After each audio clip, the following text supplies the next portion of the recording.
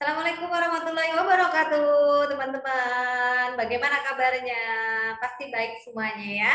Dan kami dari tim Smart A mengucapkan selamat mengikuti tes P3K 2021 tahap 2 karena jadwalnya sudah muncul. Tentunya sudah saya share ya teman-teman di grup. Di situ terlihat ada dari postingan Bu Nunuk Suryani. Oke. Di tesnya nanti teman-teman silahkan segera saja nanti persiapan untuk pemilihan formasi tahap 2 di tanggal 1 sampai 4 November. Pengumuman nanti untuk tempat seleksi dan sebagainya 8 November. Silahkan cetak kartu dan sebagainya dengan baik, masukkan data dengan baik, dan pelaksanaan seleksi kompetensi tahap 2-nya adalah tanggal 10 sampai 13 November. Silahkan untuk diikuti dengan baik dan selalu memantau informasi dari grup ataupun dari website ataupun dari teman-teman yang lain. Jangan sampai ketinggalan info. Oke, menanggapi pertanyaan teman yang kemarin, itu ada yang bertanya tentang sewa room Zoom meeting. Silakan bisa menghubungi saya. Tapi mohon maaf untuk Zoom semuanya ada kenaikan ya, karena ini ada upgrade dari perusahaan server pusat untuk Zoom. Silakan bagi yang ingin menyewa harian, kayak kemarin ada dari teman kita Bapak Yanto menyewa untuk harian dan juga bulanan untuk akun Zoom Pro, kami siap membantu. Kemudian yang kedua adalah ada pertanyaan dari teman tentang misalkan nanti setelah selesai ini adalah pertemuan 7 ya teman-teman ya, dan nanti dari mentor juga akan membagikan share. Kak Jenny sudah rasan dengan saya, itu sudah bincang-bincang, katanya punya beberapa modul. Ini nanti halamannya banyak banget ya Kak Jenny ya. Jadi nanti mungkin teman-teman bisa tipsnya satu hari 10 sampai 20 halaman. Jadi silahkan untuk setiap hari paling tidak membaca ya teman-teman. Untuk FR yang akan diberikan Kak Jenny hari ini atau bahasa Indonesia, mungkin PR-nya bisa disiapkan. Kemudian bagi teman-teman yang nanti misalkan ada kesulitan gitu ya, bisa saling berbagi dan memanfaatkan WhatsApp group untuk berdiskusi.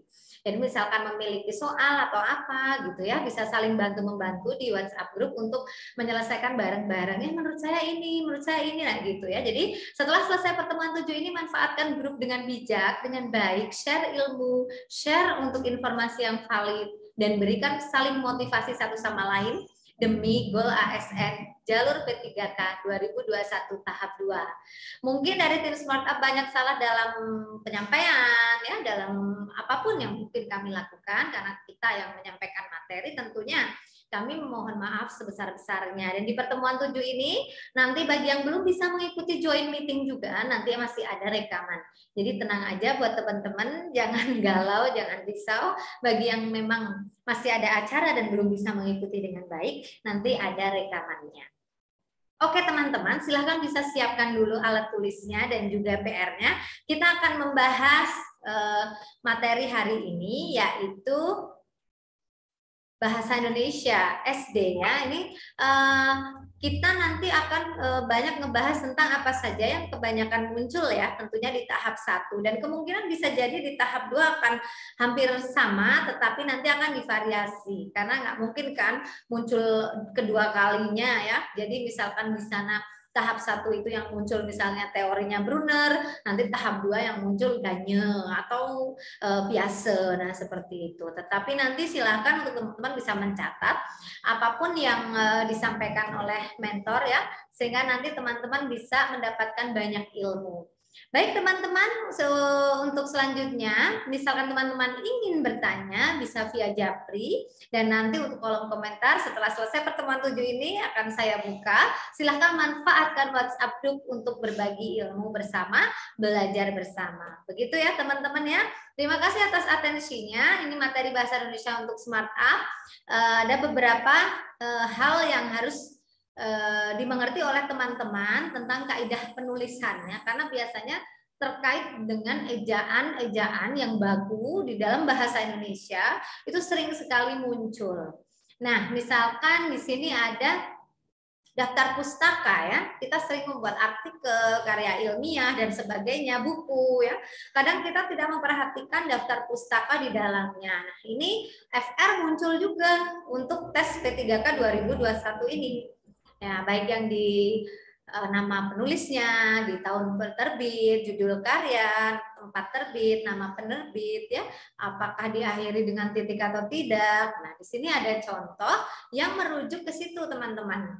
Ini misalkan Sodikin, Ali, ya, dia berarti namanya Ali Sodikin, ya. Jadi nama belakangnya dulu yang ditulis Sodikin Ali, titik 2008, titik lagi, nama judulnya itu, bukunya Antropologi Al-Quran misalkan, karena di situ judulnya, dialeknya ada yang miring dan yang tegak, maka harus disesuaikan, ya teman-teman.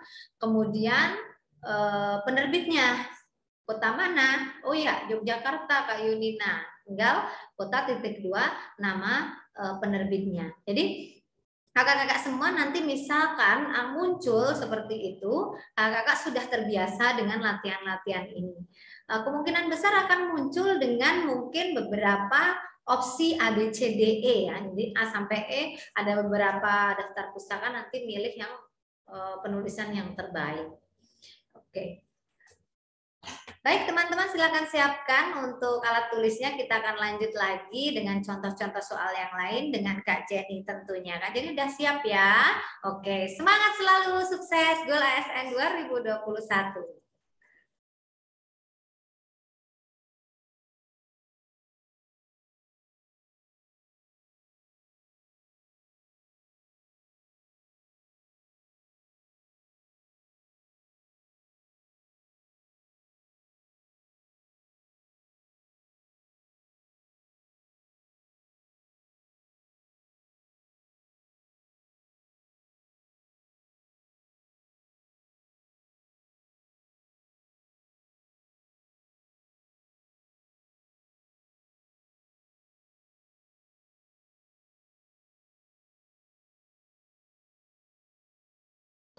Oke, halo, assalamualaikum warahmatullahi wabarakatuh.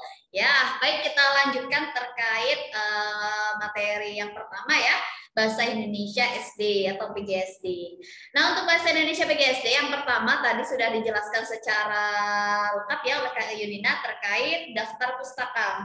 Untuk yang kemarin daftar pustaka ini keluar di soal P3K khususnya dalam bahasa Indonesia. Coba deh kakak-kakak boleh uji coba di menulis di kolom chat apa ya yang jawaban yang benar, ya. Perhatikan data buku berikut, ya.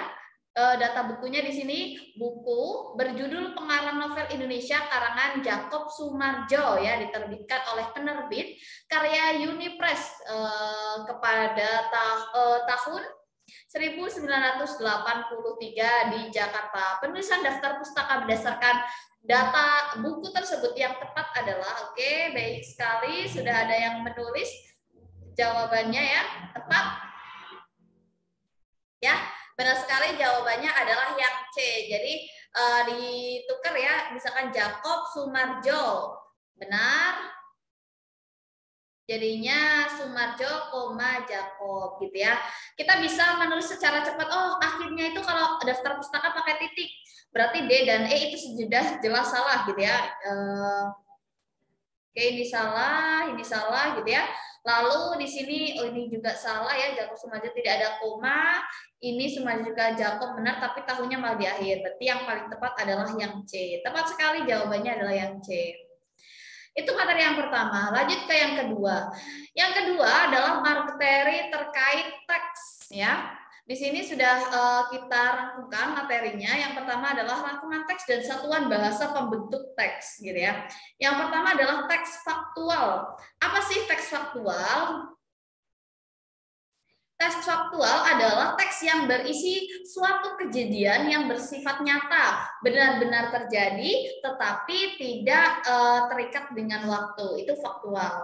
Yang kedua adalah teks tanggapan. Jadi nanti Bapak Ibu sekalian, gitu ya, atau kakak-kakak belajarnya berdasarkan teks-teks yang sudah kita berikan. Ada teks cerita, tanggapan, gitu ya, normatif. Nanti kalau pengen lebih, Kak, pengen dong dikasih contohnya, Kak, atau Kak, saya pengen cari nih teks apa yang perlu kita pelajari. Nah, nanti bisa browsing aja. Nah, sekarang internet banyak sekali, ya, teks faktual, gitu. Nanti akan muncul banyak sekali, atau teks cerita. Untuk teks tanggapan, cerita, normatif atau faktual ini banyak juga sudah dikeluarkan di buku SD, ya, tentunya. karena sekarang sedang digalakan tentang literasi. Saya lanjutkan untuk teks tanggapan. Teks tanggapan sendiri adalah teks yang berisi sambutan terhadap ucapan, bisa kritik, komentar, dan sebagainya ya. Apa yang diterima oleh panca indera. Bayangan dalam angan-angan teks, tanggapan dibedakan menjadi dua buah teks. Jadi kalau ini teks tanggapan itu dibagi menjadi dua.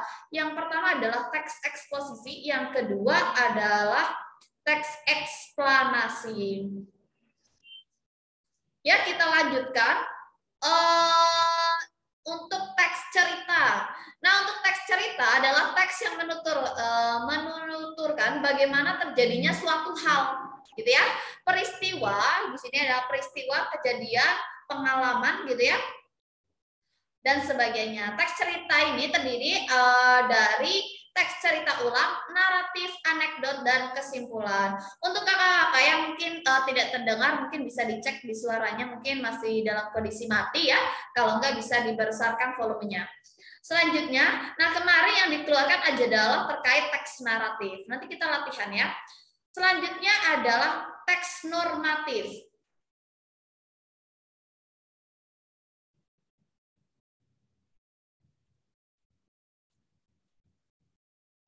Oke, sorry.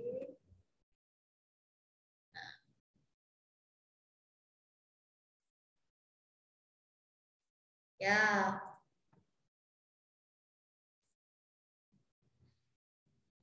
Selanjutnya adalah teks normatif. Apa itu teks normatif?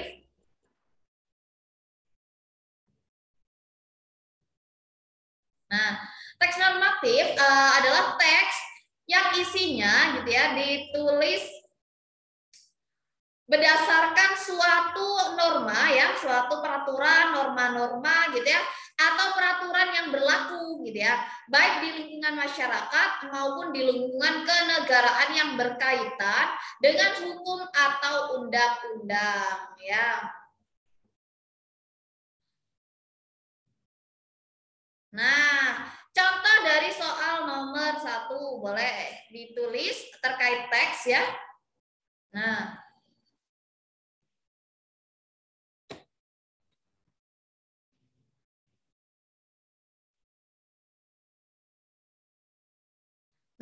kemiskinan di sini ya adalah tingkat masyarakat dengan pendapatan yang rendah.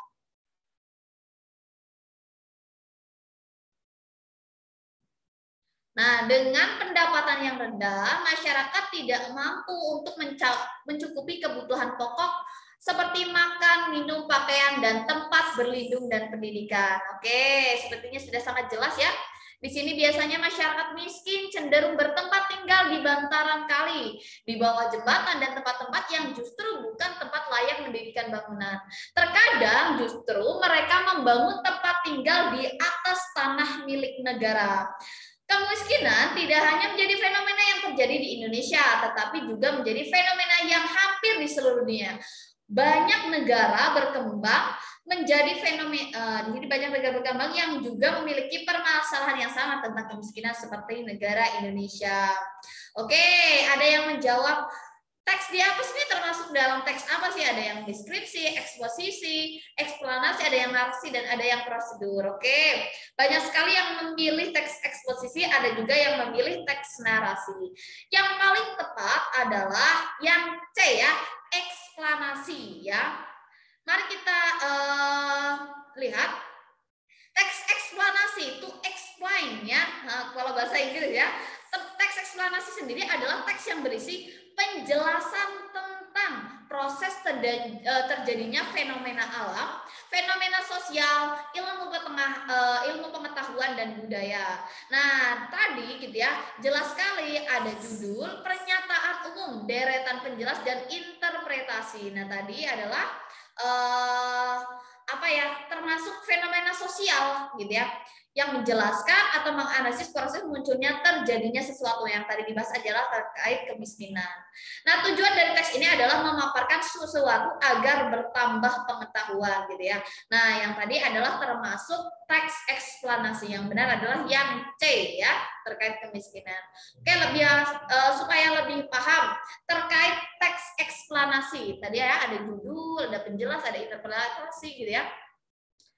Bacalah penggalan teks di bawah ini. Coba, teks di atas adalah teks eksplanasi. Ini contoh teks eksplanasi lagi yang memiliki karakteristik. Oke, boleh dibaca 1 menit dari sekarang.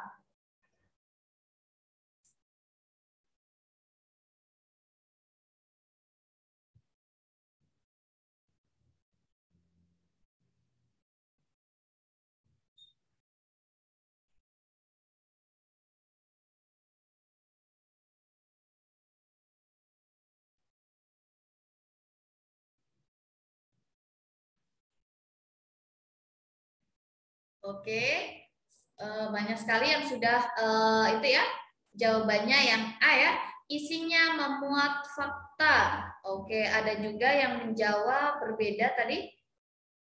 Oke, tidak ya, semua sama ya. Gempa bumi merupakan getaran atau goncangan yang terjadi karena pergeseran dan pergerakan lapisan bumi yang berasal dari permukaan bumi. Yang ditanyakan adalah teks di atas adalah teks eksplanasi yang memiliki karakteristik tepat sekali. Jawabannya adalah isinya memuat fakta. Nah, karena pada kedua paragraf menyajikan fakta terkait gempa bumi dan teks eksplanasi memiliki fungsi sosial menjelaskan, menganalisis proses munculnya terjadinya sesuatu. Contohnya tadi pada gempa bumi ya. Tujuan dari teks ini adalah memaparkan sesuatu yang yaitu agar bertambah pengetahuan. Tepat sekali ya. Jawabannya adalah yang A. Ya, semuanya benar nih, luar biasa. Lanjut.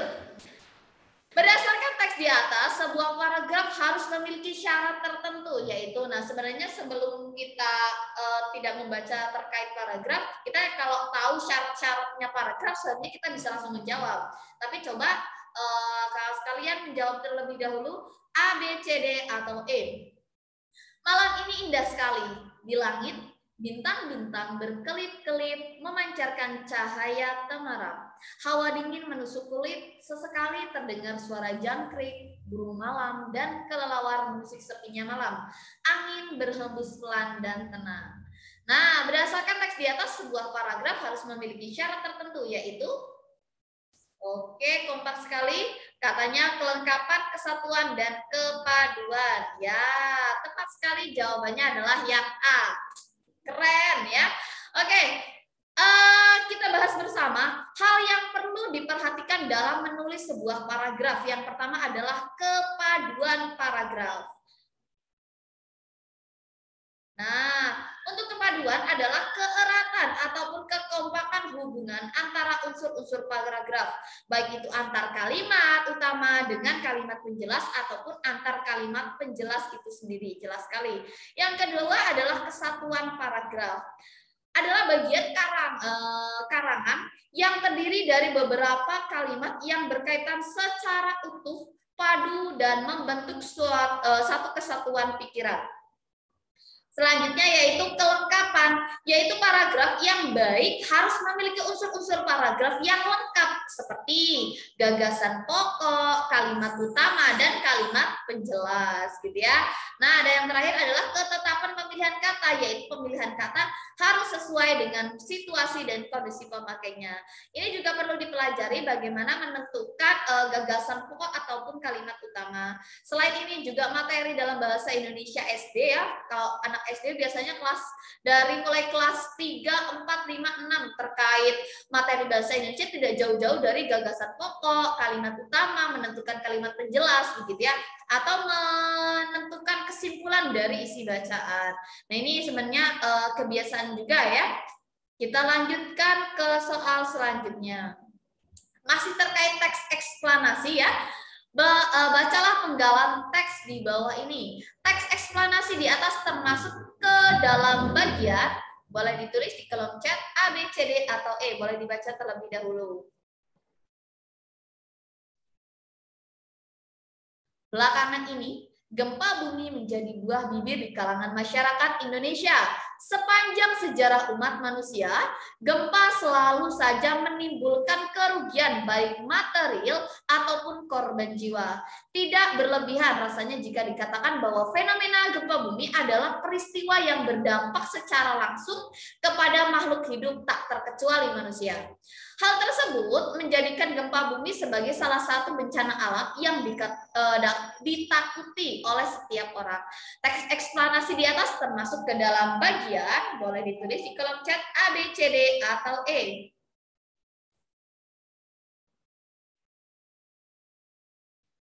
Oke, Kak Eka sudah menjawab.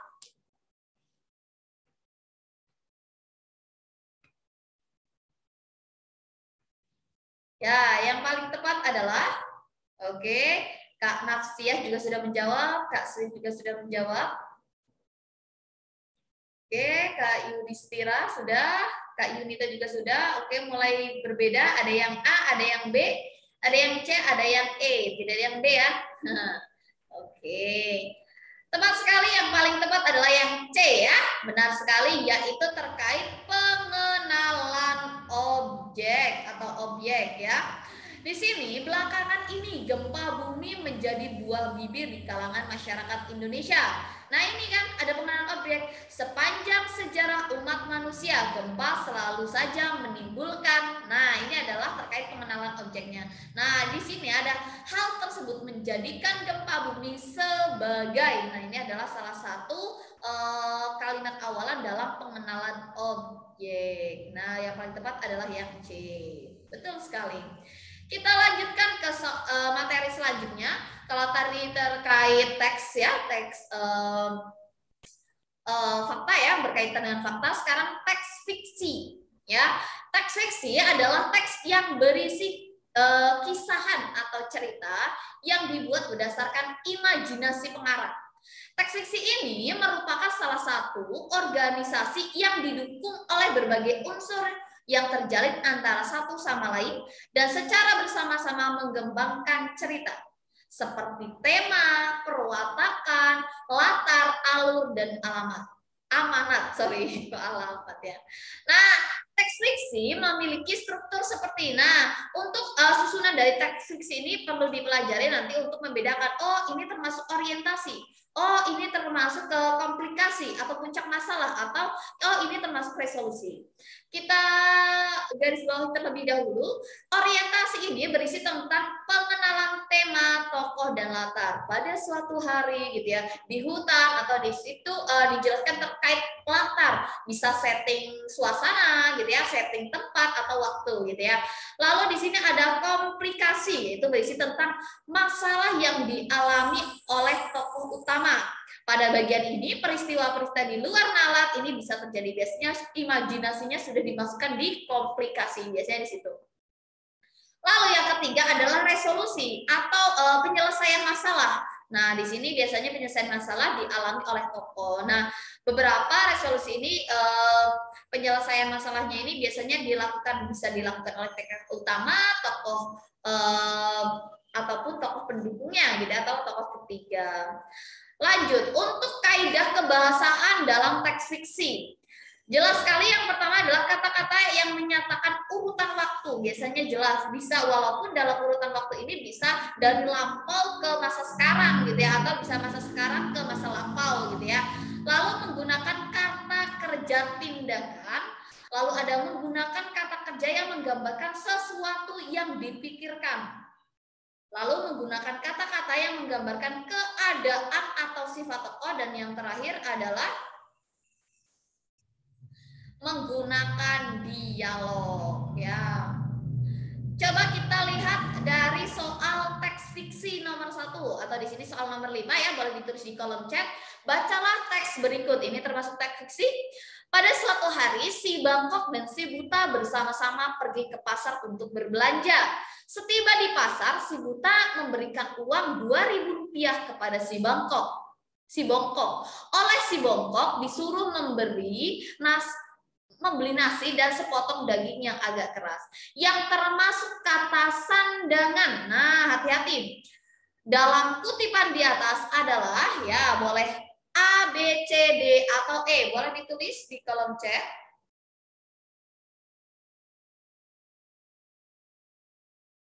Oke, Kak Yunita sudah menjawab, Kak yang lain juga sudah menjawab. Tepat sekali ya, yang termasuk kata sandangan pada kutipan di atas adalah kata si atau yang B ya. Nah, untuk yang kita ulang kembali ya, apa itu kata sandangan? Kata sandangan adalah kata yang menentukan dan membatasi suatu kata benda. Dalam bahasa Indonesia terdapat beberapa macam kata sandang gitu ya, yang banyak ditemukan pada proses komunikasi. Yang termasuk kata sandang dalam kutipan di atas adalah kata si. Benar sekali, jawabannya adalah yang B. Kita lanjut ke soal berikutnya. Boleh dibaca terlebih dahulu? Bacalah teks berikut ini. Mengapa pagi ini waktu sangat kacau, ucap induk gagak. Ia lalu segera mencari anaknya, namun ia tidak menemukan. Ia pun kembali ke sarang, cemas dan sedih menjadi satu. Kutipan di atas termasuk ke dalam bagian apakah orientasi, komplikasi, evaluasi, resolusi, atau amanat? Boleh. Oke.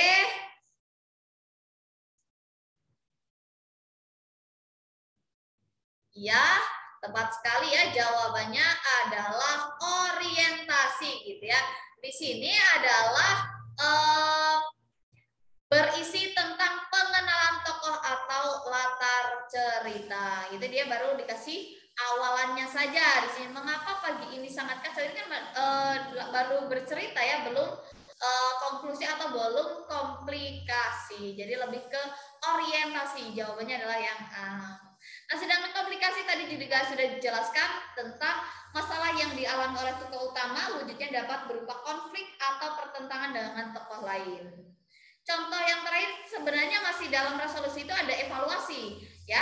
Nah, biasa di sini contoh evaluasi adalah engkau pantas mendapatkan ini. Ini adalah balasan bagi anak kelinci yang keras kepala dan tidak mau mematuhi nasihat ibunya. Dan ada koda, yaitu berisi pesan moral terkait dengan cerita yang telah disampaikan. Biasanya kalau cerita itu cerita anak akhirnya ada kodanya ya, ada pesan moral terkait cerita yang disampaikan. Lanjut ke soal selanjutnya, yaitu terkait masih dengan cerita non-fiksi. Bacalah teks berikut ini. Di hutan hiduplah seekor singa yang dijuluki Raja Hutan. Dijuluki demikian karena ia besar dan sangat kuat. Ia menjadi pemimpin seluruh binatang yang ada di hutan tersebut. Jika mengaum, suaranya sangat keras, menakutkan, dan menggetarkan seluruh isi hutan. Titik. Kalimat yang tepat untuk melengkapi cerita di atas adalah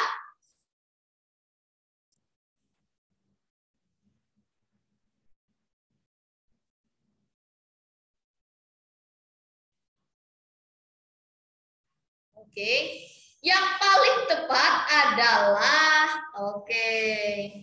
yang C ya. Ia sangat berwibawa gitu ya. Yang paling sesuai adalah di sini adalah yang C. Tips untuk melengkapi bacaan adalah dengan menyesuaikan kata sebelumnya dan isi bacaan. Kita lanjutkan ke soal selanjutnya. Bacalah teks berikut ini ya. Via menunggu pembantu baru. Via ikut bunda ke kantor sepulang sekolah. Mula-mula semua berjalan lancar. Lalu Via mulai sakit-sakitan. Akhirnya ia harus opnam. Dokter menduga Via kurang istirahat dan makannya tidak teratur. Bunda menangis mendengarnya. Ia merasa bersalah. Kata kerja tindakan. Ya, tepat sekali ya. Jawabannya adalah menunggu gitu ya. Pada kata kerja gitu ya, kata kerja sendiri dibagi ke dalam kelompok yang lebih kecil. Salah satunya adalah kata kerja tindakan. Kata kerja satu ini disebut kata kerja aktif gitu ya. Dalam kata kerja tindakan, subjeknya berperan sebagai pelaku. Ciri-ciri dari kata kerja tindakan adalah umumnya memiliki awalan me atau ber. Misalkan bermusyawarah atau berlari, berjalan. Kalau di awal dengan kata misalkan tadi menunggu, mengembara, lalu ada memberi atau menggapai-gapai atau melompat. Nah, di sini ingat kalau kata kerja diawali dengan kata me. Untuk awalan-awalan yang lainnya, misalkan mengerjakan, mekan, itu berarti nanti ada yang lain, mungkin kakak bisa membuka lagi EYD-nya ya. Kita lanjutkan tadi teks fiksi, kita lanjut ke teks non fiksi. Apa itu teks non fiksi? Adalah teks berdasarkan fakta dan kenyataan yang ditulis berdasarkan kajian keilmuan dan atau pengalaman yang bersifat informatif. Secara umum, struktur teks non-fiksi terdiri dari bagian pendahuluan, bagian inti, dan bagian penutup. Ya, teks non-fiksi dibagi ke dalam dua jenis teks, yaitu teks faksi dan teks non-fiksi. Gitu ya. Nah, yang pertama adalah teks non-fiksi, berfungsi untuk eksplorasi, informasi, persuasi, perbandingan, juga mendeskripsikan suatu fakta-fakta keilmuan. Nah, bahasa yang digunakan dalam teks non-fiksi itu menggunakan bahasa baku tentunya ya.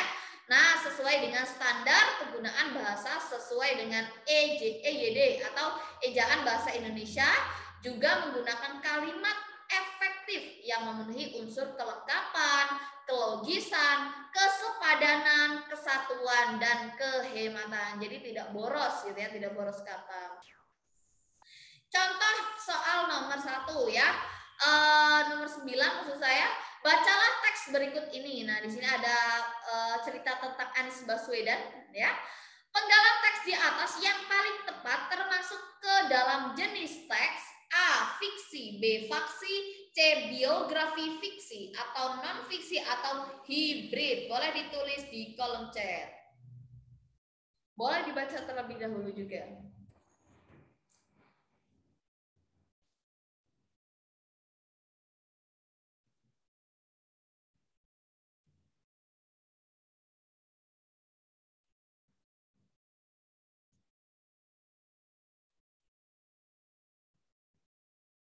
Oke.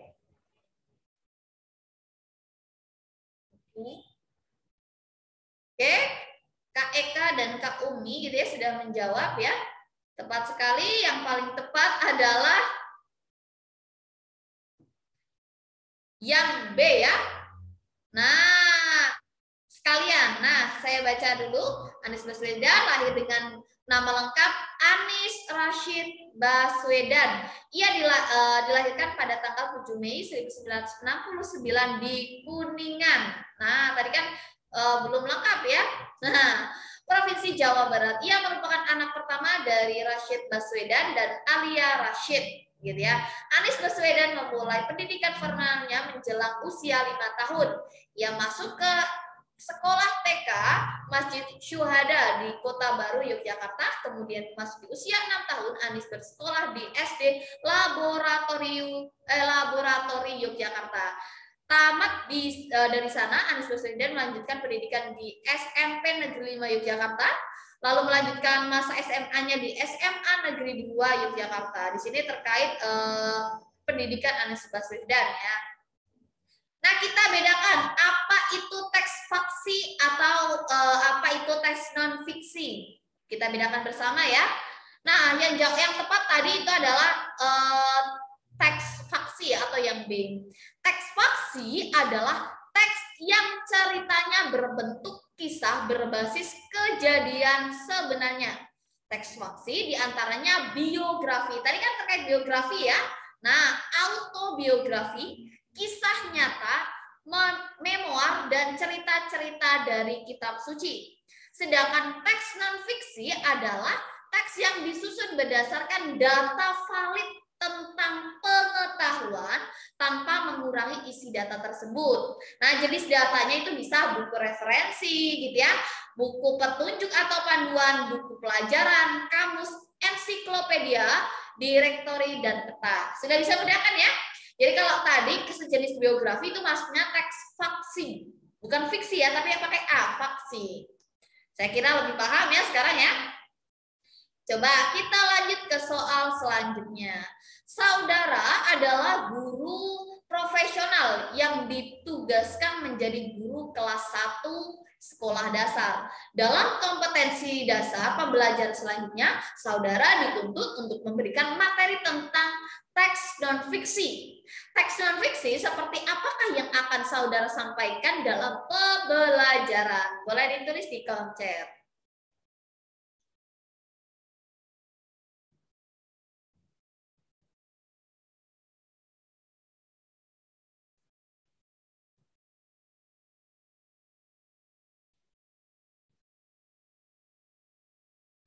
Seharusnya ini bisa langsung ya.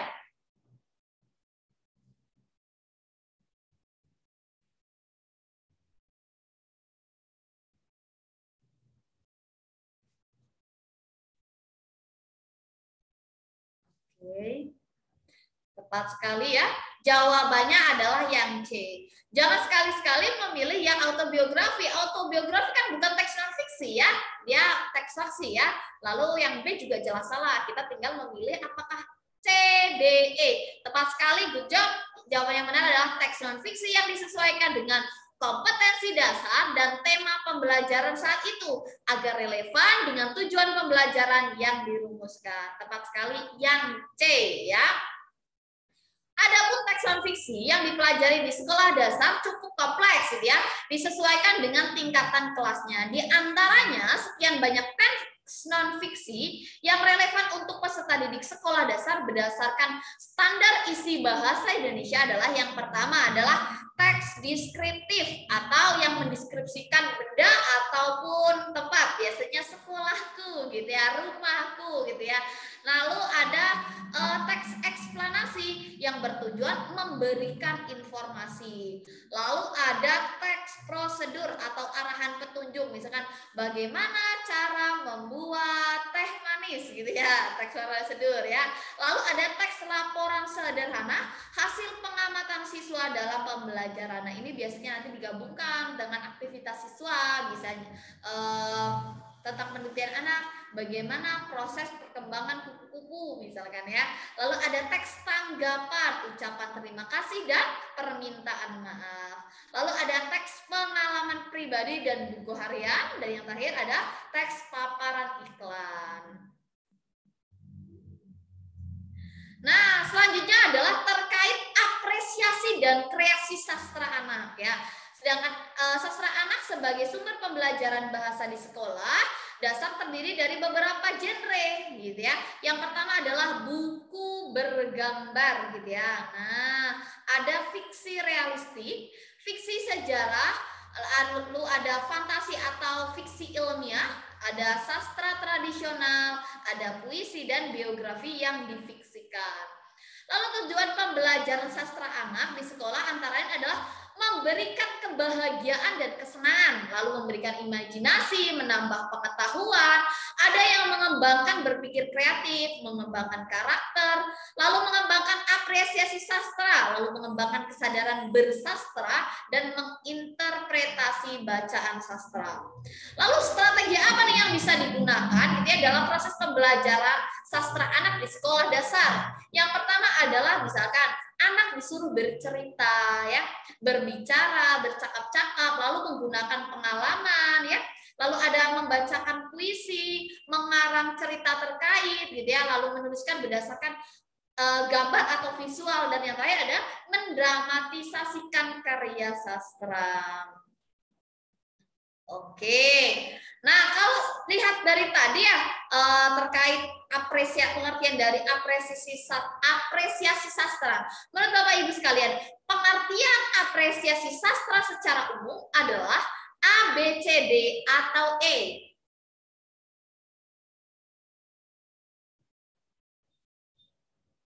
Oke, boleh ditulis di kolom chat.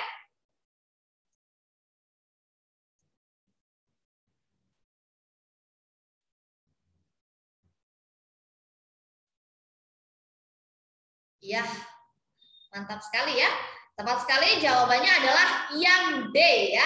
Kegiatan menggauli cipta sastra dengan sungguh-sungguh hingga tumbuh pengertian, penghargaan, kepekaan pikiran kritis dan kepekaan perasaan yang baik. Betul semua, tidak yang salah nih ya, jawabannya D semua. Nah, di sini ada sudah dikategorikan. Berikut ini diuraikan tahapan perkembangan anak dalam pengapresiasikan sastra anak. Yang pertama adalah ketika usia 1 sampai 2 tahun gitu ya. Jadi ada 5 permainan, macam-macam tindakan. Jadi dia sedikit memperhatikan kata-kata. Jadi yang penting mereka bisa mengapresiasi. Yang kedua adalah di usia 2 sampai 7 tahun. Ini awal-awal SD ya, di usia 7 tahun, kelas 1 biasanya ya. Nah, anak ini sudah mampu memahami struktur cerita, misalkan secara simbolik melalui bahasa, permainan gambar gitu ya. Dengan ini pula anak memahami alur hubungan cerita. Jadi dia tahu, oh ceritanya tuh dimulai. Kalau anak disuruh cerita, dia sudah tahu alurnya kemana. Yang selanjutnya di usia 7 sampai 11 tahun. Di sini ada operasi konkret, di mana tanggapan yang fleksibel memahami struktur sebuah buku gitu ya, alur sorot balik dan identifikasi sebagai sudut pandang cerita. Dia bisa, oh kalau cerita ini tuh ini baik ya, ini kalau jadi tokoh ini nggak baik ya. Nah, dia sudah bisa mengaplikasikan. Yang selanjutnya adalah 11 sampai 13 tahun ke atas. Di sini ada operasi formal, mampu berpikir abstrak, bernalar dari hipotesis ke kesimpulan logis. Nah, lanjut. Nomor 12. Tujuan gitu ya, memberikan cerita biografi tertera di bawah ini, kecuali. Ayo, tujuan memberikan cerita biografi, kecuali ya.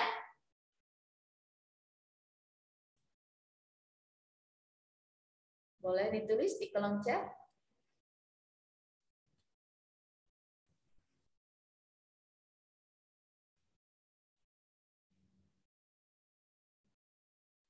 Baik, sudah ada yang menjawab, tepat sekali ya.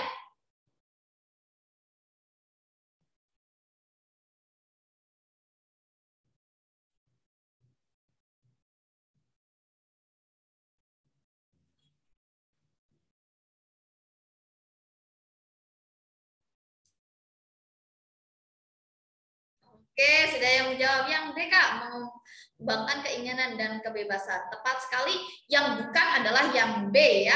Jadi tujuannya adalah memberikan hiburan dan kesenangan, mengembangkan imajinasi, mengembangkan bahasa, dan mengembangkan pengetahuan sejarah dan kepahlawanan. Kita bedakan dulu, mungkin kakak-kakak sudah tahu, tapi saya ulang sedikit ya, terkait biografi. Biografi adalah kisah tentang hidup seseorang yang ditulis oleh orang lain. Bedanya dengan autobiografi adalah riwayat hidup itu ditulis diri sendiri, jadi ditulis sendiri. Itu auto, kalau ditulis orang lain itu biografi. Nah, suatu cerita kehidupan ini bisa dibuat menjadi fiksi atau bisa pula dibuat dalam fakta-fakta dalam peristiwa yang dapat didokumentasikan sebagai buku informasi. Lanjut. Manfaat yang diperoleh dari membaca karya sastra adalah, biasanya kan Bapak Ibu, ya tolong baca halaman ini gitu ya. Nah, tujuannya apa ya gitu ya? Apakah memperoleh kenikmatan, mendapatkan pelajaran, mendidik nilai-nilai kehidupan, memperoleh kenikmatan pelajaran, mendidik nilai-nilai kehidupan, atau memperoleh kebebasan? Ya, tepat sekali ya, jawabannya adalah yang D gitu ya.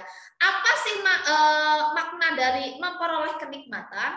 Yaitu artinya kegiatan bersastra yang dilakukan oleh peserta didik gitu ya, dapat didapat dengan cara menghargai, menikmati dan menilai dan menekuni terhadap karya sastra yang dibacanya. Baik karya sastra anak dalam berbentuk puisi maupun prosa maupun drama. Lalu ada pelajaran. Di sini adalah keakraban dengan karya sastra itu sendiri. Ada yang memperkaya dengan pembedahan kata, ada yang penguasaan ragam-ragam bahasa gitu ya. Ada yang mendukung kemampuan memakai sesuatu secara kritis maupun memproduksi narasi. Jadi sebagai pelajaran gitu ya. Lalu ada mendidik nilai-nilai kehidupan. Ini banyak sekali. Kebanyakan mereka Bapak Ibu guru itu pasti biar anak tuh tahu intinya bagaimana sikap mereka ketika telah membaca cerita ini, biasanya gitu ya.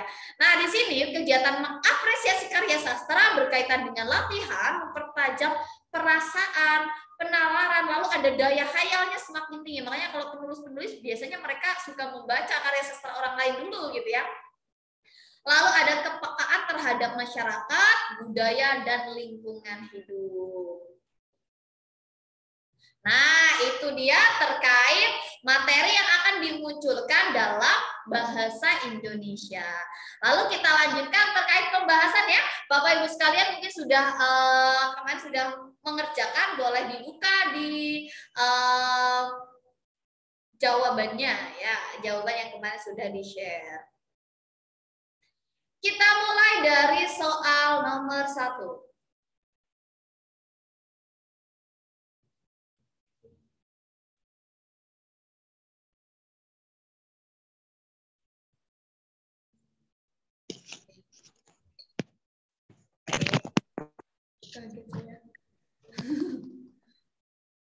Oke, yuk kita mulai dari soal nomor 1 ya. Genre tidak hanya mengacu pada jenis harfiah, tetapi juga pada pola yang berpendapat diprediksikan dan berulang-ulang dari teks sehari-hari, akademis, dan harfiah yang ada dalam budaya tertentu. Konsep genre ini dikemukakan oleh, nah ini terkait materi ini, sistemnya hafalan, jadi nanti bisa diambil kata kuncinya saja terkait genre ya.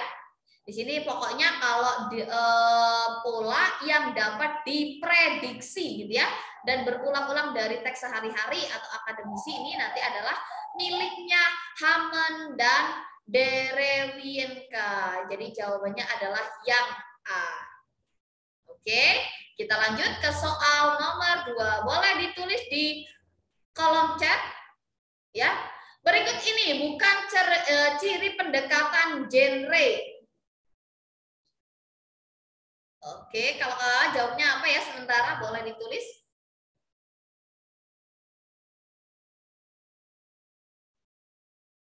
Oke, sudah ada yang menjawab, tepat sekali ya jawabannya ya. Ya, yang D ya, mengajarkan kepada peserta didik menemukan sendiri, betul nih Kak Helmi ya, menemukan sendiri pengetahuan yang harus mereka pelajari di kelas. Lanjut ke soal nomor 3. Teks laporan hasil observasi harus menemukan kaidah berikut ini, kecuali. Ya, nomor 3 boleh ditulis di kolom chat.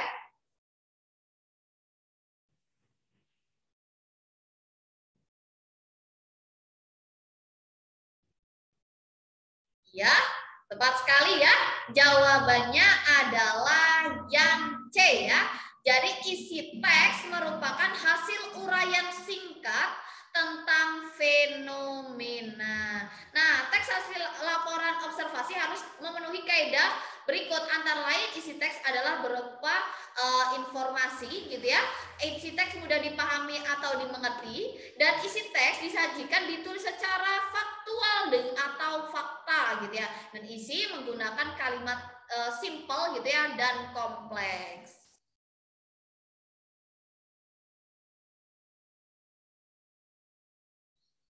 Jadi ini tepat sekali, yang bukan adalah yang C. Kita lanjut ke soal nomor 4. Sebuah paragraf gitu ya menyajikan informasi atau penjelasan tertentu dengan memberikan gambaran atau penjelasan yang sederhana mengenai suatu topik dengan topik lainnya yang mempunyai kesamaan sifat atau kemiripan dalam hal-hal tertentu, merupakan teks eksposisi. Ya, benar sekali, jawabannya adalah D ya, laporan gitu ya. Di sini menyajikan informasi atau penjelasan-penjelasan tertentu. Ini dengan cara memberikan gambaran. Ini adalah termasuk teks eksposisi laporan yang D ya. Lanjut ke soal nomor 5. Teks yang memuat cara pengurusan pembuatan KTP termasuk dalam teks.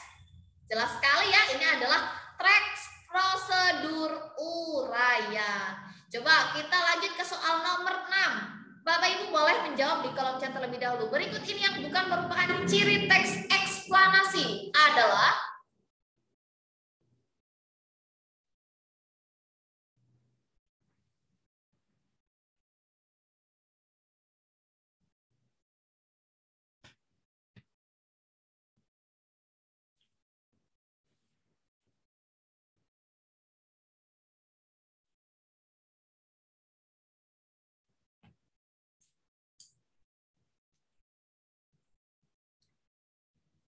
ya, tepat sekali ya. Benar-benar. Jawabannya adalah yang C. Sifatnya itu deskriptif ya, karena hanya menggambarkan suatu objek ya. Jadi kalau yang bukan adalah sifatnya deskriptif. Jadi yang lebih tepat adalah strukturnya itu terdiri dari pernyataan umum, sebab akibat dan interpretasi. Tadi juga sudah ya. Yang kedua adalah informasinya dimuat itu dengan berdasarkan fakta atau faktual, lalu memiliki atau menggunakan sequence markers yang memiliki bagian penting dan struktur teks mudah dikenali. Jelas sekali itu. Jawabannya yang bukan adalah yang C. Lanjut ke soal nomor 7. Cerpen mini atau flash adalah cerpen yang panjangnya jelas sekali 750 sampai 1000 kata. Ini cerpen mini ya. Lanjut ke soal nomor 8. Puisi Sutarji gitu ya. Sutarji Kalzum Bahri yang berjudul Tragedi Sihka dan Wingka termasuk jenis puisi. Nah, ini termasuk puisi baru ya. Lanjut ke soal nomor 9. Boleh ditulis dong di kolom chat kalau sekalian. Dari segi perwatakan, tokoh dan kiprahnya dalam pementasan drama terdiri atas tokoh berikut kecuali.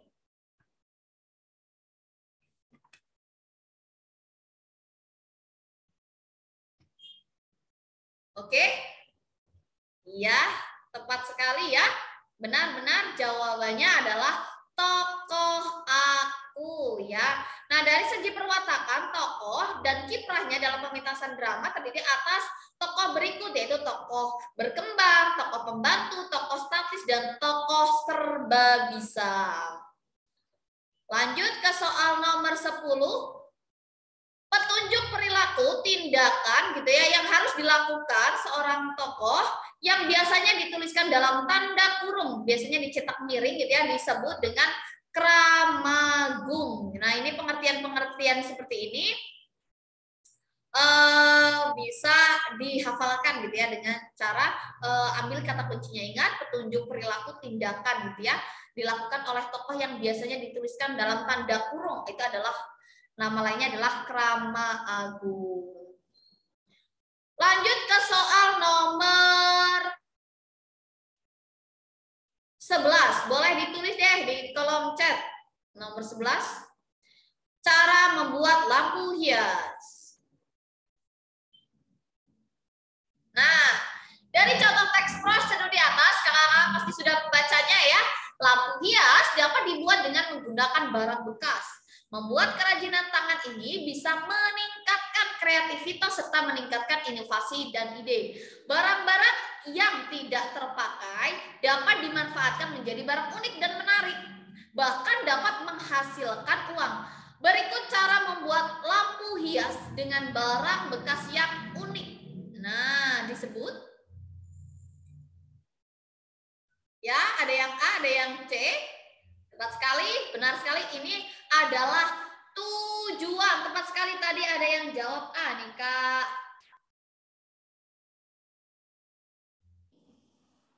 Yudhistira ya, benar ya. Jawabannya adalah tujuan gitu ya. Tadi ini adalah tujuan kata-kata ini. Lanjut ke soal nomor 12. Pada bagian langkah kerja teks prosedur di atas, penggunaan kata imperatif yang lebih tepat adalah.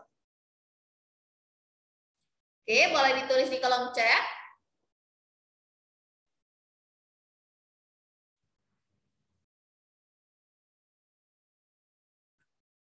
Ya. Tepat sekali ya. Jawabannya adalah yang tepat adalah tempelkan gitu ya. Jadi langkah kerja lihat sebelumnya. Oke, untuk kakak mungkin bisa kalau mau join dimatikan dulu mikrofonnya ya. Nah, di sini adalah menempelkan gitu ya. Ini bisa diganti dengan kata tempelkan. Di sini, kalimat imperatif ini menggunakan makna ajakan atau harapan yang bisa terdapat dalam kata ayolah, marilah gitu ya, atau hendaknya gitu ya. Jadi yang paling tepat adalah tempelkan. Yang D ya. Lanjut ke soal nomor 13. Teks prosedur di atas berdasarkan jenisnya termasuk teks prosedur yang kompleks, gitu ya. Teks prosedur kompleks sendiri adalah teks yang berisi banyak langkah dan jenjang setiap tahapan untuk menyelesaikan suatu pekerjaan. Kita lanjut ke soal nomor 14. Bacalah dua teks prosedur berikut untuk menjawab nomor 14 dan 15. Di sini adalah petunjuk menggunakan blender. Ada teks 1, yang kedua adalah petunjuk menggunakan blender juga. Nah, nomor 14.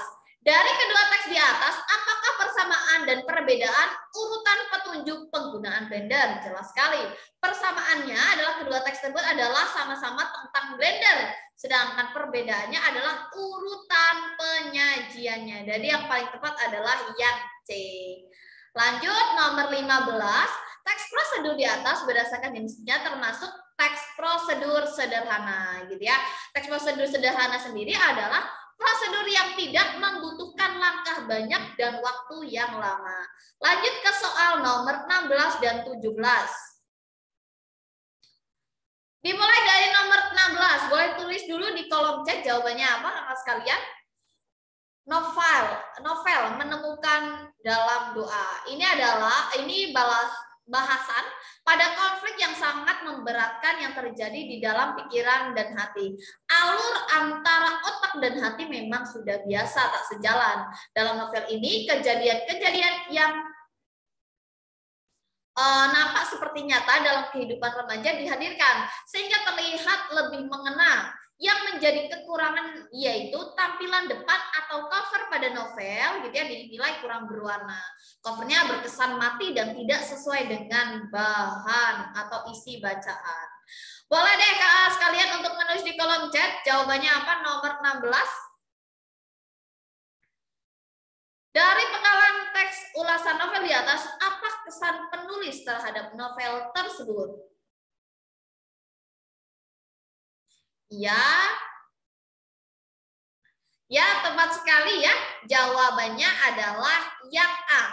Penulis secara menyeluruh mengulas mengunggulkan isi novel dan kekurangannya pada teknis layout. Jadi tadi kan yang itu adalah kekurangan dan layoutnya. Tadi misalkan cover di sini yang dibahas adalah covernya berkesan mati dan tidak sesuai dengan isi bahasan. Lanjut ke nomor 17. Iya. Yang lebih tepat adalah yang A ya. Nomor 17. Dari penggalan teks ulasan cerpen, tanggapan logis yang diberikan oleh penulis adalah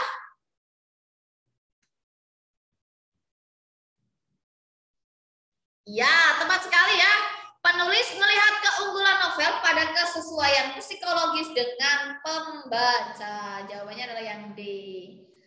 Kita lanjutkan, betul sekali ini ya, jawabannya yang D ya. Lanjut ke soal nomor 18. Di sini ada in memoriam ngatimin ya oleh Matori A. Elwa. Nah, coba kakak tulis jawabannya terlebih dahulu. Pesan yang ingin disampaikan kepada pembaca dari penggalan puisi Matori A. Elwa di atas adalah oke, nomor 18. Ini hari ke-40 kematian Ngatimin. Mungkin juga Joko, Darmo, Midat, atau siapa saja. Pokoknya peringatan atas meninggalnya mereka besok masih juga ada. Entah karena apa, gitu ya. Oke, sudah ada yang menjawab, ada yang jawab A, ada yang jawab E. Tepat sekali, jawabannya adalah yang A ya.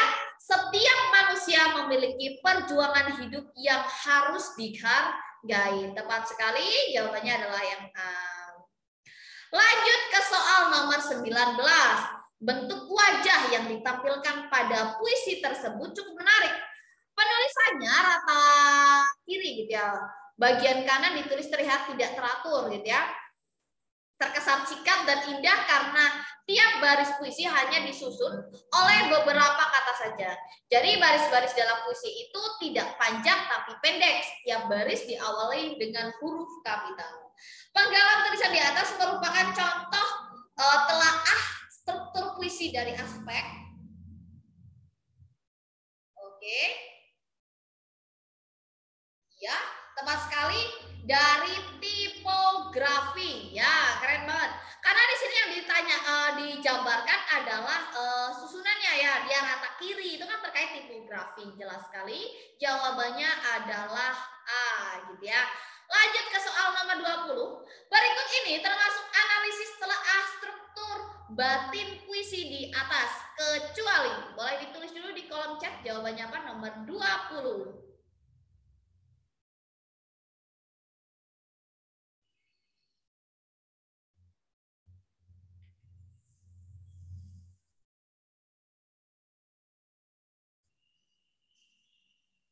Ya, ada yang jawab A, ada yang jawab D, atau enggak?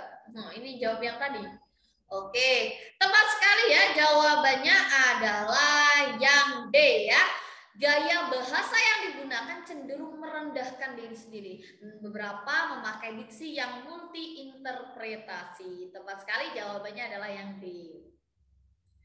Lanjut ke soal selanjutnya ya. Benar sekali ya, ini adalah terkait struktur batin puisi kecuali di sini kalau batin kan biasanya bertema perjuangan seorang yang dalam hidup dalam kemerdekaannya ini kan termasuk telaah struktur gitu ya.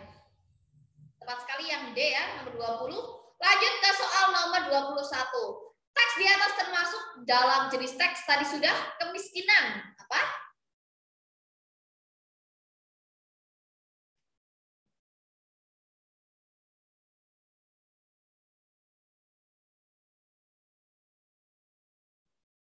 Ya, tepat sekali ya. Jawabannya adalah eksplanasi. Lanjut tadi yang ke Mbak Bumi, jawabannya apa?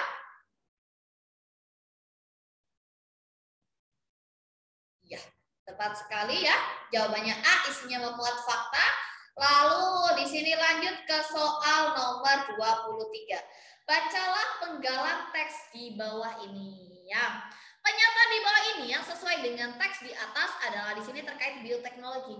Bioteknologi adalah istilah yang berasal dari bahasa Latin gitu ya, yang terdiri atas kata bio yang berarti hidup dan teknos yang berarti teknologi. Nah, serta logos yang berarti ilmu. Selanjutnya, bioteknologi diartikan sebagai kajian ilmu terapan yang konsen terhadap rangkaian proses biologi dalam rangka menghasilkan barang dan jasa yang menerapkan prinsip sains.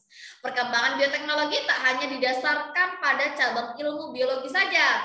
Nah, namun juga pada disiplin ilmu terapan lainnya, semisal biologi molekuler, komputer, biokimia, genetika, kimia, mikrobiologis, dan matematika, dan lain sebagainya. Pernyataan di bawah ini yang sesuai dengan teks di atas adalah jelas sekali, bioteknologi adalah hasil penerapan teknologi terhadap prosesi biologi. Lanjut ke soal nomor 24. Boleh ditulis di kolom chat. Perhatikan yang perbaikan yang tepat pada kalimat paragraf kalimat pertama paragraf di atas adalah aku sangat senang sekali membaca buku. Wah, ini tidak itu ya. Ya, tepat sekali jawabannya adalah A ya. Aku sangat senang membaca buku. Ya, kalimat tepat pertama yang tepat adalah ini. Sangat senang sekali gitu ya, tidak efektif sekali ya. Betul jawabannya A. Lanjut ke soal nomor 25. Pendidikan. Boleh ditulis di di kolom chat terlebih dahulu nomor 25. Boleh dibaca dulu, tapi sebenarnya sudah baca ya, tinggal menulis saja ya. Analisis teks tersebut kemudian tentukan karakteristik teks argumentasi yang mana tergambar dalam teks tersebut.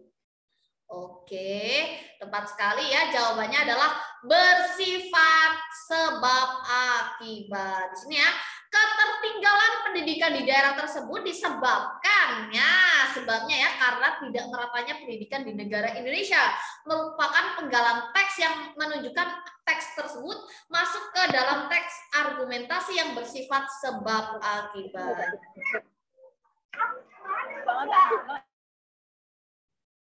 Oke, lanjut ke soal nomor 26, masih terkait bacaan. Nah, 26 boleh ditulis di kolom chat, analisislah teks di atas. Kemudian berdasarkan karakteristik yang tergambar, teks di atas termasuk jenis pengembangan paragraf titik. Saat ini masih banyak dari guru dan orang tua murid yang tidak sabar dalam mendidik peserta didiknya, gitu ya. Nah, jelas sekali ini ya, memang kondisi nyata sekali ini ya. Padahal dalam mendidik anak, kesabaran sangatlah diperlukan. Seperti yang diutarakan oleh salah satu filsuf legendaris Yunani yaitu Plato, bahwa pendidikan merupakan proses yang panjang dan dijalani seumur hidup, yaitu mulai dari manusia itu masa kecil hingga manusia beranjak dewasa. Oleh sebab itu, sudah sepatutnya selaku guru dan orang tua murid mendidik anaknya dengan sabar, berorientasi pada proses, supaya nantinya anak dapat berkembang dengan baik, dengan sewajarnya. Dengan demikian pula, potensi yang dimiliki anak dapat tumbuh berkembang dengan baik ya dan alami. Tepat sekali ya, jawabannya adalah persuasi. Ini adalah ajakan gitu ya. Di sini persuasinya adalah gambaran pada teks di atas tadi adalah himbauan atau dari ajakan orang kepada orang tua dan guru untuk melakukan sesuatu seperti yang diharapkan oleh penulisnya. Jadi ini adalah persuasi yang D ya. Lanjut ke soal nomor 27. Berdasarkan, nah ini tadi sudah ya, berdasarkan teks di atas, paragraf harus memiliki syarat tertentu yaitu kelengkapan, kesatuan, dan kepaduan. Nomor 28.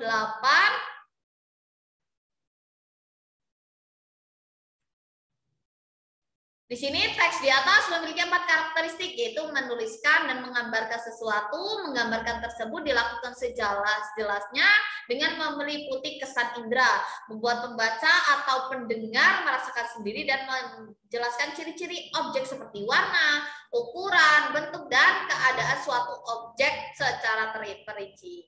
Karakteristik ya, teks di atas termasuk dalam ciri pengembangan paragraf deskriptif gitu ya.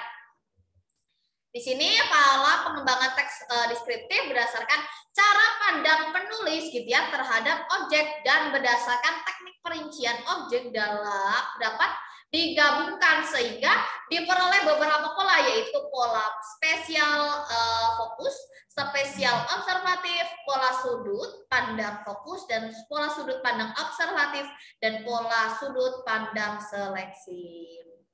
Lanjut, di sini teks eksplanasi membahas berbagai fenomena, kecuali yang jelas sekali adalah yang D ya, fenomena kawin cerai artis. Ini bukan termasuk eksplanasi. Alam jelas, sosial jelas, ekonomi kerakyatan jelas, dan pendidikan ya yang dibahas. Lanjut ke soal nomor 30. Tadi ini juga sudah ya. Teks eksplanasi di atas termasuk bagian dari pengenalan objek. Tadi ini sudah. Lanjut ke soal nomor 31. Boleh ditulis di kolom chat terlebih dahulu. Pagi tadi, E yang menyuruh Bijum pembantunya mengantar Vina berobat ke puskesmas. Sudah 2 hari via pilek ya. Biasanya E yang sendiri yang mengantarkan Via gitu ya berobat. Namun tetangga sebelah meninggal. E yang melayat ke tetangga sebelah. Analisislah teks di atas, kemudian temukan kalimat mana yang menggunakan keterangan waktu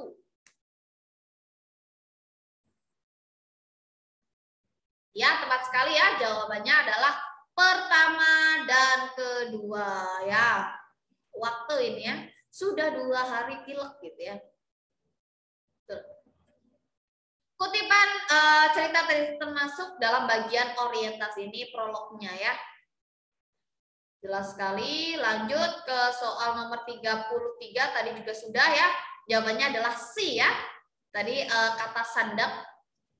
Lalu ini mengapa pagi ini sangat kacau? Walah, ini salah, ini yang seharusnya ini adalah orientasi.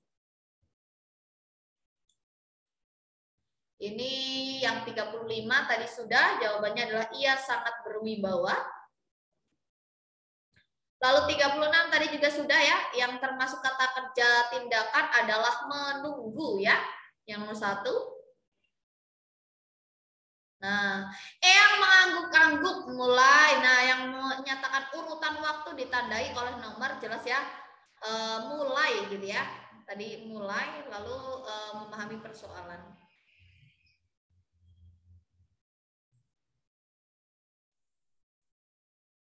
Nomor 38, boleh ditulis di kolom chat. Pesan baginda kepada anaknya, hai anakku, gitu ya, hati-hati engkau jangan tergoda oleh harta, sebab engkau akan menyesal kalau ajal telah datang. Kejujuran lebih berharga dan mulia dari segalanya. Pelajaran yang dapat dipetik dari kutipan di atas adalah, ya tepat sekali, jawabannya adalah kejujuran lebih mulia dan berharga, yang C ya. Yang nomor 29, boleh ditulis? Puisi berikut yang termasuk syair adalah,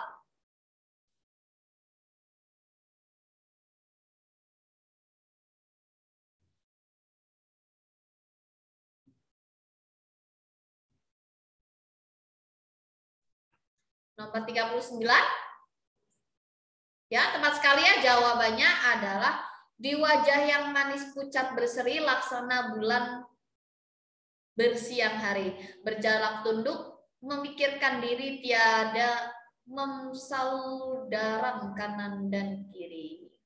Yang B ya, yang termasuk ke dalam syair. Lanjut ke soal nomor 40. Dari Jakarta menuju Semarang, jangan lupa beli papaya, ini di enter ya. Dari Jakarta menuju Semarang, jangan lupa beli pepaya. Engkau senang, aku senang, karena kita memang saudara. Balasan yang tepat untuk pantun tersebut adalah yang A ya. Buah lengkuang enak rasanya, beli murah di Temanggung. Kita memang saudara, susah senang kita tanggung. Wow, luar biasa saudara ya. Lanjut ke soal nomor 41, ini terkait tadi. Apa ini jawabannya tadi? 41? Ya, betul sekali. Salah ini. Yang jawabannya yang benar adalah faksi. Ya, yang C.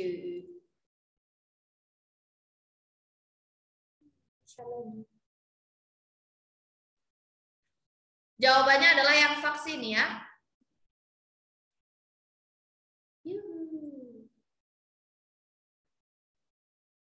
Bisa berikan dulu. Lanjut ke soal nomor 42. Jika dikaitkan dengan proses pembelajaran siswa ya, sekolah dasar teks esai dapat digunakan sebagai upaya dan bentuk langkah nyata dalam memberikan pemahaman siswa terkait dengan berbagai isu yang terjadi. Berdasarkan hal tersebut, hal apa lagi yang dapat didapatkan dari penggunaan teks esai, kecuali ya teks esai dapat menjelaskan tentang proses atau tahapan mengapa dan bagaimana terjadinya suatu peristiwa atau fenomena. Lanjut ke soal nomor 43. Saudara adalah guru. Nah, ini tadi sudah ya. Yang C ya. Teks non fiksi yang disesuaikan dengan kompetensi dasar atau tema pembelajaran saat itu agar relevan dengan tujuan pembelajaran yang sedang dirumuskan.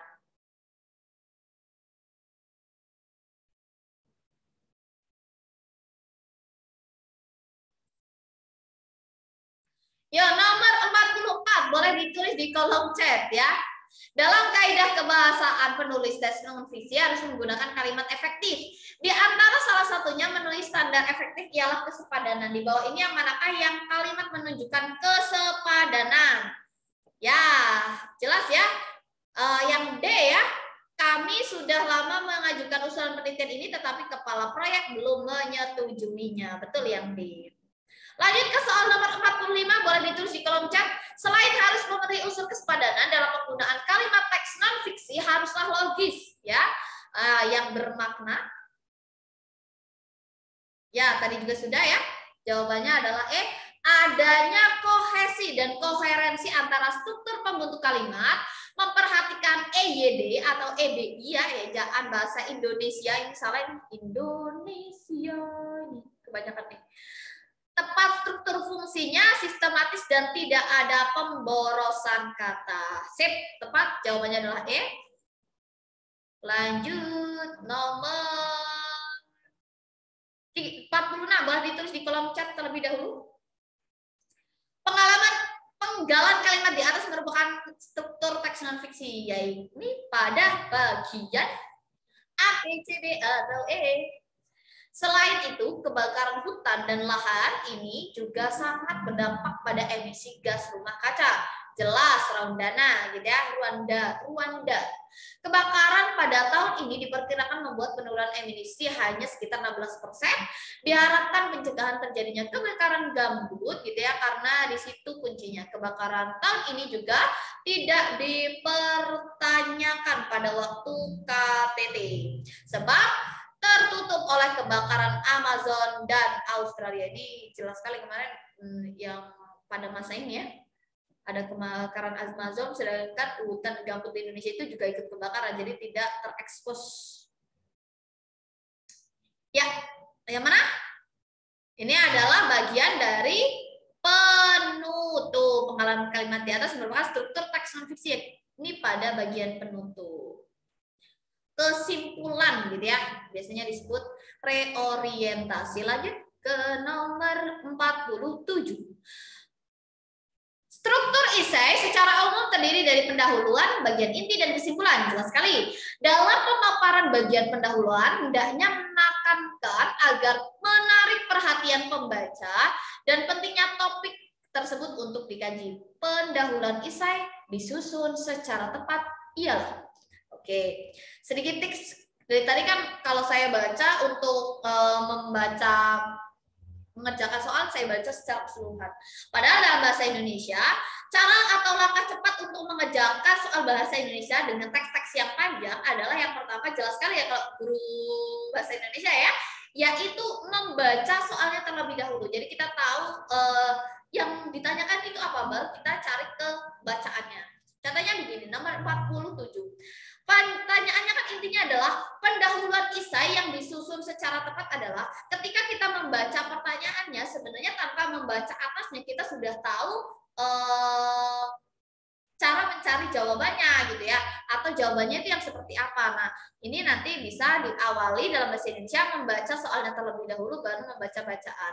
Karena ditakutkan gini, kita sudah baca keseluruhan ternyata yang ditanyakan hanya pada paragraf 1. Misalkan tentukan kalimat utama pada paragraf nomor 1 gitu ya.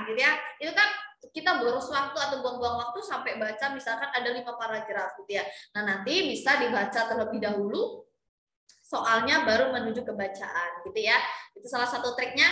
Tepat sekali, pendahuluan esai yang disusun secara tepat yang tepat adalah yang D ya. Benar, namanya juga pendahuluan, biasanya berisi tentang latar belakang dari esai itu sendiri, mengabarkan latar belakang dan situasi terkait topik gitu ya tersebut yang disajikan dari penjelasan umum ke arah yang lebih sempit, menggambarkan keadaan faktual dan permasalahan yang diangkat. Tepat sekali, jawabannya adalah yang D. Lanjut ke soal nomor 48. Nah, ini sudah saya garis bawahi ya. Cermati penggalan paragraf berikut ini. Kalimat yang tidak koheren dari paragraf di atas adalah, jelas sekali, keadaan tersebut tentu membuat masyarakat cemas karena kehidupan mereka menjadi lebih baik. Jelas-jelas di sini yang dibahas adalah efek dari pabrik tekstil. Di sini malahan menjadi lebih baik ya. Jadi yang paling tidak tepat adalah atau tidak koheren atau melenceng dari isi bacaan adalah yang kelima. Lanjut ke soal nomor 49. Cermati teks berikut ini. Cerita teks tersebut menunjukkan struktur teks narasi sejarah. Di bawah ini isi struktur teks narasi sejarah yang paling tepat adalah, oke, betul 48E. Lanjut 49, Kak.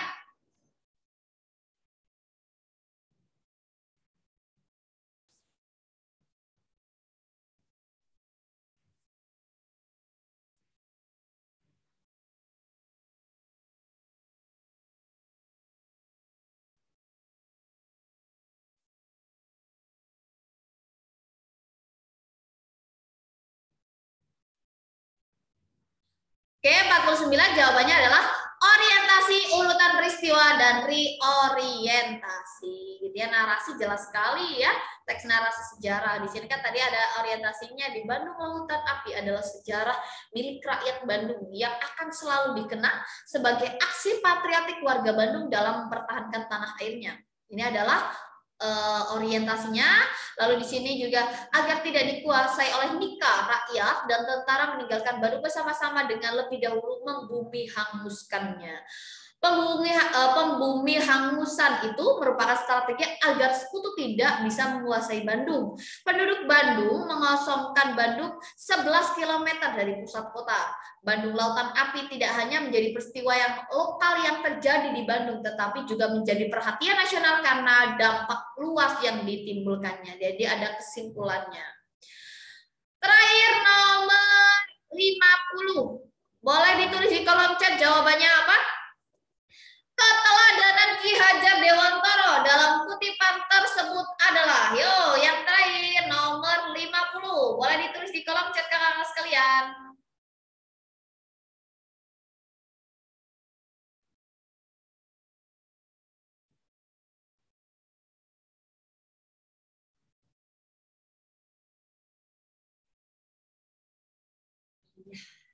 Mantap sekali. Betul ya, jawabannya adalah yang C ya Kak ya. Kak Yayu nih Kak dan Kak Helmi ya. Perjalanan hidup benar-benar diwarnai perjuangan dan pengabdian demi kepentingan bangsa. Nah, itu dia terkait pembahasan dari nomor 1 sampai nomor 50. Beserta tadi juga sudah dibahas ya terkait materi-materi apa saja yang dimunculkan dalam bahasa Indonesia atau tes P3, soal-soal bahasa Indonesia P3K. Oke, masih ada waktu 7 menit untuk kakak sekalian yang mungkin ada pertanyaan, boleh tulis di kolom chat atau mau boleh bertanya terkait hari ini atau yang kemarin boleh ditanyakan. Atau kakak boleh menulis di kolom chat deh, kakak kalau bahasa Indonesia ini benar berapa ya, 1, 2, 3 atau mungkin ada, oh Kak saya benar 47 gitu ya, salah 3 aja, atau saya benar semua, boleh ditulis di kolom chat. Ataupun ada yang mau bertanya secara langsung gitu ya, boleh ditanyakan secara langsung. Yo kakak sekalian, silakan jika ada yang mau ditanyakan.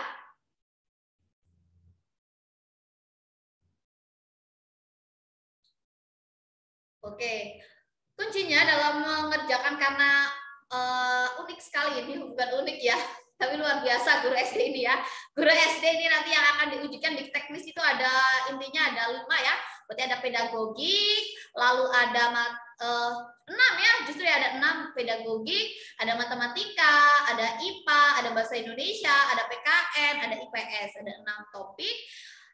Tentu adalah bukan materi yang sedikit kalau misalkan kita belajarnya dadakan. Jadi nanti kakak sekalian, karena ini waktunya sudah mepet, tadi juga sudah ditampilkan, ternyata jadwalnya sudah keluar ya, luar biasa. Nanti kakak bisa menyicil 1 hari 1 mata pelajaran gitu ya. Maksimalkan dalam belajar gitu ya. Jadi belajar itu nggak sekali duduk belajar 5 jam gitu ya, nggak kuat kitanya ya. Jadi belajarlah sesuai dengan kapasitas kita. Artinya bukan belajar ya saya mampunya cuma 2 menit gitu, enggak ya, tetapi belajarlah sedikit tapi berisi. Artinya kita belajarnya ini dalam kondisi pertama, jangan sampai kita belajar lagi bad mood, belajar dipaksakan, itu jangan. Lebih baik belajar dalam kondisi kita tenang, pikiran sudah nyaman, pekerjaan sekolah sudah selesai, pekerjaan rumah, ibu-ibu nih biasanya masih itu ya, banyak pekerjaan rumah gitu ya, diselesaikan terlebih dahulu, nanti baru kita belajarnya lebih tenang. Kalau saya biasanya belajar lebih enak untuk lebih kepada belajar pagi gitu ya, jadi fresh habis sholat subuh gitu ya, jadi lebih tenang, kita belum memulai apa-apa, pikiran kita masih tenang, dipelajari. Belajar 15 sampai 20 menit, nanti sudah fresh, nanti kita langsung siap-siap untuk melalui atau melaksanakan kegiatan rutin gitu ya. Jadi nanti setelah pulang sekolah gitu ya, biasanya kalau Bapak Ibu yang mengajar gitu ya, mungkin bisa belajar di sekolah, jadi ada teman yang diajak untuk berdiskusi, misalkan habis belajar, jadi teman berdiskusi gimana ya, belajar ada timbal baliknya kan lebih enak ya daripada belajar sendiri mungkin ya, ada yang teman untuk berdiskusi ini juga lebih baik gitu ya. Nanti bisa misalkan temannya pinter matematika, misalkan itu bisa diajak untuk berdiskusi matematika gitu ya. Atau bisa misalkan belajar IPA atau matematika, belajar dengan yang lebih tinggi, misalkan guru SD bertanya dengan temannya yang mungkin punya channel matematika di SMP gitu misalkan, nah itu juga bisa.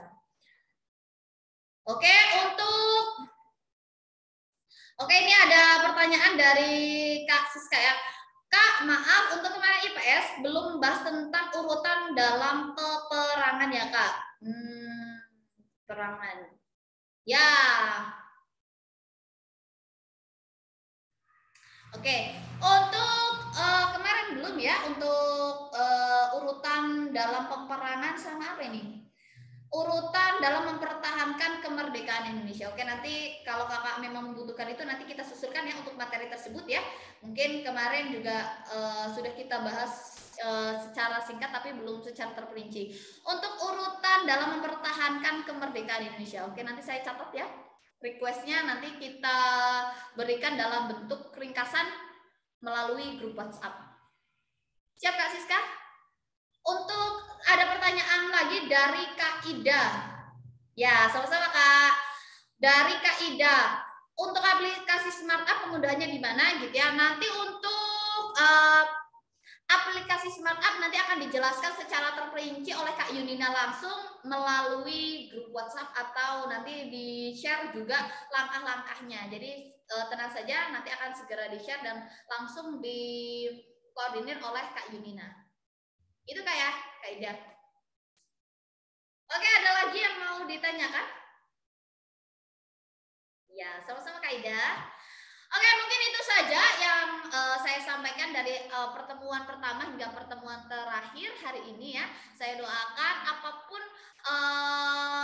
hal-hal yang menjadi hajat kakak sekalian, semoga bisa terlaksana. Amin amin ya robbal alamin.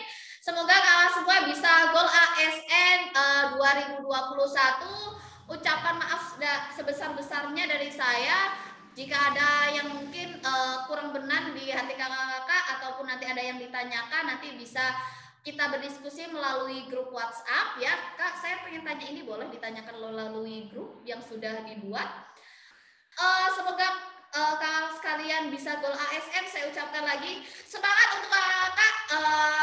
Tenang dalam mengerjakan adalah kunci kesuksesan dalam mengerjakan soal gitu ya. Jadi jangan sampai kakak terburu-buru dalam mengerjakan. Pastikan dalam mengerjakan tenang dulu, baru mulai mengerjakan ya. Jangan terburu-buru. Sukses